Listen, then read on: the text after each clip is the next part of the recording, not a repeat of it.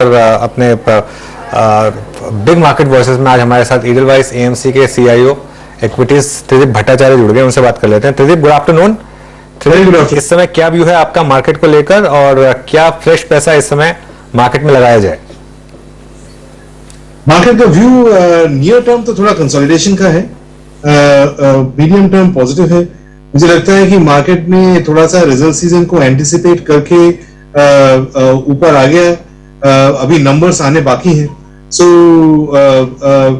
अगले एक महीने या अगर बहुत नियर टर्म देखें तो मेरे ख्याल से नंबर्स के जो कंपनीज के नंबर्स आएंगे उसके मुताबिक ये एक्ट करेंगे।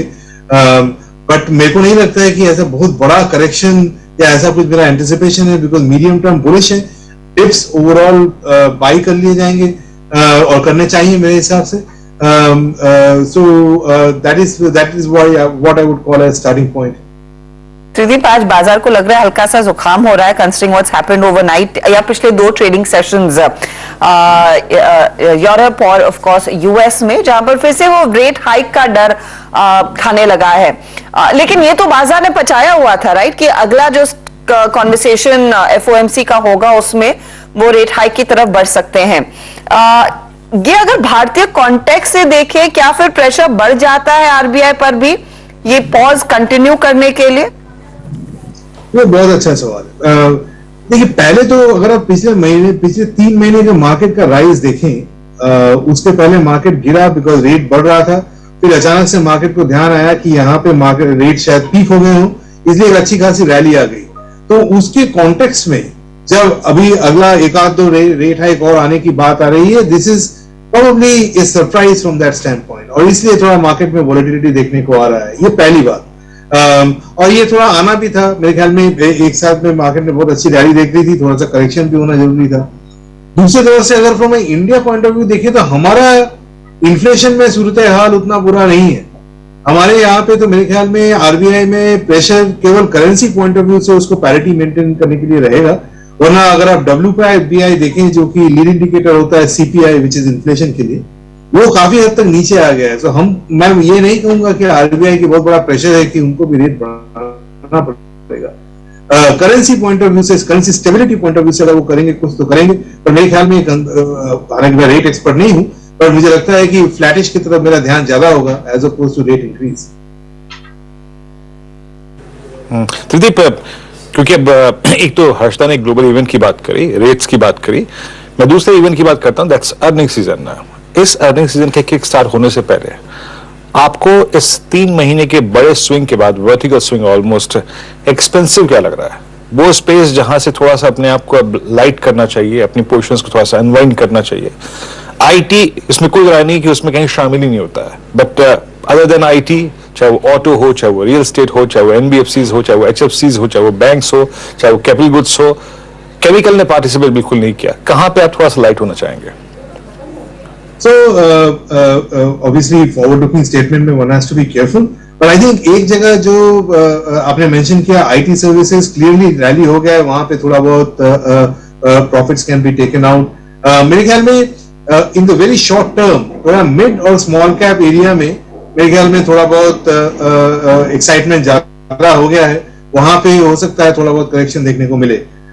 एक वो सेगमेंट मैं बोलूंगा जहां पे थोड़ा बहुत करेक्शन आ सकता है, और दूसरा अगर मैं पॉइंट करूं कि जहां पे थोड़ा बहुत करेक्शन देखने को मिल सकता है, वो है probably in the overbought second रंग फाइनेंशियल्स।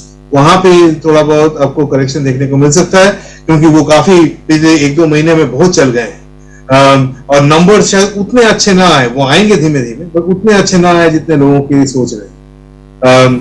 बाकी मेरे ख्याल में बहुत कंपनी स्पेसिफिक मूवमेंट रहेगा इस बार। वैसे तो देखा जाए पूरा मार्केट ही रैली किया है, बट स्पेसिफिकली अगर आप अर्निंग सीजन की बात करें तो मेरे ख्याल में earning season point of view से जो मैन्युफैक्चरिंग लेड सेक्टर्स हैं वहां पे नंबर्स बेहतर आने की उम्मीद है, और जो कंजम्पशन रिलेटेड सेक्टर्स हैं उसमें थोड़ा बहुत शायद सॉफ्टनेस देखने को मिले, पर्टिकुलरली जहां पे रूरल पेनिट्रेशन और रूरल का दारोमदार ज्यादा हो। सो ब्रॉडली जो कंपनी से बात करके लग रहा है वो इस तरीके के नतीजे आने चाहिए। बाकी तो समय बताएगा। ओके, अच्छा त्रिदीप, पीएसयू बैंकों में बड़ी रैली शुरू हुई है। PSU bank index almost all time highs के करीब। यहां पर आपका क्या व्यू होगा? अब यहां पर ऑब्वियसली थोड़ा वैल्यूएशन कंफर्ट है, लेकिन क्या अब ये रैली थोड़ी सी स्पेशली सेकंड रैंक पीएसयू बैंकों में थोड़ी अति हो रही है या फिर ठीक है मामला यहां पर? नहीं तो थोड़ा सा नियर के लिए अति हो रहा है, बट आई थिंक अगर आप अगले 1-2 साल पॉइंट ऑफ व्यू से देखें और 1 साल पॉइंट ऑफ व्यू से देखें तो मेरे ख्याल में मिड कैप और ये पीएसयू बैंक्स में अगर आप थोड़ा बेहतर क्वालिटी के पीएसयू बैंक्स पकड़े तो वो बुरे नहीं होंगे मेरे ख्याल में, क्योंकि पिछले 2-3 साल में जो एनपीए साइकिल पूरे फाइनेंशियल सेक्टर में देखा है उसका काफी ज्यादा दारोमदार पीएसयू बैंक में रहा है और उनके नंबर्स काफी डिप्रेस्ड हैं। सो अगले 1 साल में इनके नंबर्स शायद बेहतर आए और ऐसे हाल में अगर आप बेटर रन पीएसयू बैंक्स ले लें तो उनमें भी मतलब उनके भी आउटलुक पॉजिटिव लगता है मुझे। एकदम ही सेकंड टियर जहां पे कि हाई बीटा है और क्वालिटी बहुत कम है तो वहां पे थोड़ा रिस्क लगता है, but generally better run PSU banks मुझे एटलीस्ट नियर अगले 1 साल पॉइंट ऑफ व्यू से ठीक लगता है। ओके, वहां पर एक अपॉर्चुनिटी क्लियरली बनती दिखाई दे रही है। अच्छा, हाल ही में हमने एफएमसीजी कंपनियों के Q1 अपडेट्स देखे। बारिंग मैरिको ज्यादातर कंपनियों का थोड़ा सा कॉन्फिडेंस है कि रूरल मार्केट में पिकअप देखने को मिलेगा। हाउएवर अर्बन सेमी अर्बन में ही सबसे ज्यादा बिजनेस ग्रो कर रहा है। त्रिदीप, आपने कितना एक्सपोजर ले रखा है एफएमसीजी प्लेयर्स में? कितनी अपॉर्चुनिटी आपको मिलेगी यहाँ से एक्सपोजर बढ़ाने की? तो इसका अच्छा सवाल है। तो मुझे लगता है कि पहले तो मेरी स्टार्टिंग पोजीशन इसमें अंडरवेट है और इसमें जैसे जैसे रूरल रिकवरी आती है मैं उसको पोजीशन आगे बढ़ाने के पॉइंट ऑफ व्यू से सोचूंगा अगले 1-2 क्वार्टर में। बट जो अभी मेरे को चैनल से जो कंपनी से बात करके लग रहा है कि रूरल में रिकवरी काफी धीमे है, तो इसलिए मैं इसमें कोई जल्दी में नहीं हूँ। कुछ जगह पे जहां पे थोड़ा बहुत वैल्यूएशन कंफर्ट बन रहा है रिलेटिव टू द सेक्टर, वहां पे उस तरफ मेरा ध्यान है। बट नेट एफएमसीजी या कंजम्पशन में मेरे पोर्टफोलियोज में अंडरवेट है। हम लोग मैन्युफैक्चरिंग साइड में ओवरवेट है हमारी portfolio positioning point of view से। ओके, चलिए मैं बार बार नजर टाटा मोटर्स पर जा रही है। शानदार शानदार मूव यहाँ पर टाटा मोटर्स में, और क्या जबरदस्त इंट्राडे में चार्ट लेकर आइए एक बार टाटा मोटर्स का, और ये देखिए मूव फ्रेश 52 वीक हाई, और ये चलता है तो ऐसे ही चलता है, मतलब इंट्राडे हो या इंट्रा वीक हो, ये टॉप गियर में ही चलता है। ये top gear, doesn't believe in first और सेकंड गियर। इसका सीधा या तो रिवर्स या फिर टॉप गियर, 2 ही गियर हैं इसमें, दूसरा तीसरा गियर है नहीं। प्रदीप, ऑटोज में क्या भी होगा? अब बहुत बड़ी रैली आई है और अक्रॉस द बोर्ड, अब तो 2 व्हीलर स्पेस में काफी कंपटीशन भी आ रहा है। करेक्ट। सो ऑटोज बहुत ही इंटरेस्टिंग, मैं कहूंगा कि मेरे अगर उसमें डिफरेंशिएटेड व्यू लिया जाए तो अल्फा बनने के रुझान है। हालांकि मैं स्टॉक स्पेसिफिक बात नहीं कर सकता, बट जो स्टॉक्स कुछ 52 वीक हाई जैसे आपने मेंशन किया हिट किए, वो डिस्क्लोजर एक्सपोजर है, वहां पे वो हमारा one of the biggest holdings है, और that has created good alpha for us. पर स्टॉक ऑटोज में हम लोगों ने पिछले 1 साल में थोड़ा स्टॉक स्पेसिफिक अल्फा की तरफ ज्यादा ध्यान दिया है rather than सेक्टरल व्यू। हमारा मानना ये रहा है कि एज ए सेक्टर अगर आप देखें तो इसमें ईवी डिस्ट्रप्शन है, but with in the sector जो मार्केट शेयर गेनर्स हैं और जहां पे मॉडल लॉन्चेस ज्यादा हैं, उस एरिया में हम लोगों ने फोकस किया है। उससे इस स्ट्रेटेजी को अपनाने से विद इन द सेक्टर हमारा अल्फा काफी अच्छा रहा है पिछले 1 साल में। तो पर्टिकुलरली अगर आप 2 व्हीलर्स में देखें तो ओवरऑल जैसे ये कंपटीशन की बात करी आपने, वो पोजीशनिंग हमने सही पकड़ी। फिर जो कैश फ्लो जनरेशन कुछ कंपनीज के इंप्रूव हो रहे थे वो भी हम लोगों ने अच्छा पकड़ा। सो मोटा मोटी autos actually is turning out to be a very stock specific and alpha generative sector rather than a sectoral view, क्योंकि सेक्टर पॉइंट ऑफ व्यू से तो ईवी डिस्ट्रप्शन है, नियर टर्म इंटरेस्ट रेट बढ़ने की वजह से थोड़ी बहुत स्लो डाउन है, बट बॉटम अप कुछ आइडियाज में बहुत अच्छे पैसे बन सकते हैं। त्रिदीप, आपने इन कंपनियों का कैश फ्लो अच्छा पकड़ा, पर अगर आपको कैश एग्जॉस्ट करने का मौका दिया जाए तो हार्ली डेविडसन, बुलेट या फिर बजाज ट्रम्प या फिर चौथा विकल्प आपके पास 4 व्हीलर में थार है, क्या खरीदेंगे आप?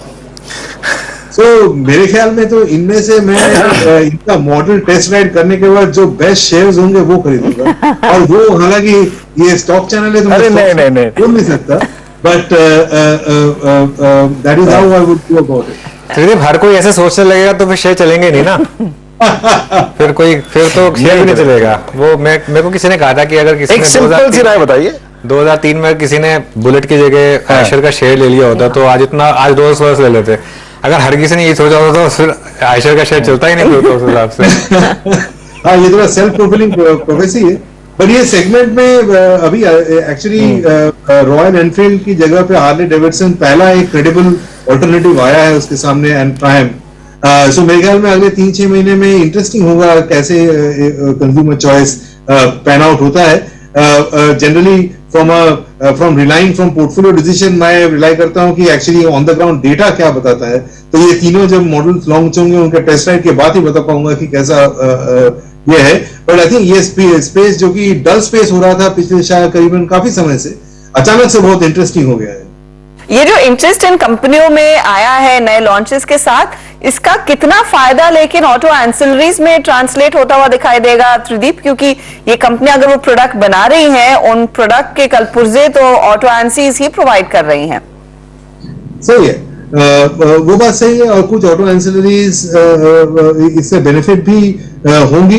बट ऑटो एंसिलरीज में जो अगर आप बड़ा थीम मेरे ख्याल में अगर आप देखें अगले 1-2 साल में, वो ये होगा कि जब ग्लोबल रिकवरी होगी, ग्लोबल ऑटोज में रिकवरी आएगी, तो उसमें काफी सारे ऑटो एंसिलरीज जो बहुत अच्छी तरीके से एक्सपोज्ड हैं, पोजीशन्ड हैं, और ईवीज थीम में वो पार्टिसिपेट कर सकते हैं। सो उसमें जो एक डेल्टा फैक्टर आएगा, जैसे रिसेंटली एक कंपनी ने एक्विजिशन करा, so some companies are positioning themselves very nicely globally, तो वो थीम को प्ले करने में मेरे को लगता है कि बहुत अच्छा अल्फा बन सकता है अगले 1-2 साल में ऑटो एंसिलरीज के अंदर। तो बहुत बहुत शुक्रिया आज हमारे साथ जुड़ने के लिए और बात करने के लिए हमारे साथ आज। तो ये बात हो गई ईडलवाइस एएमसी से। अब एक काम करते हैं।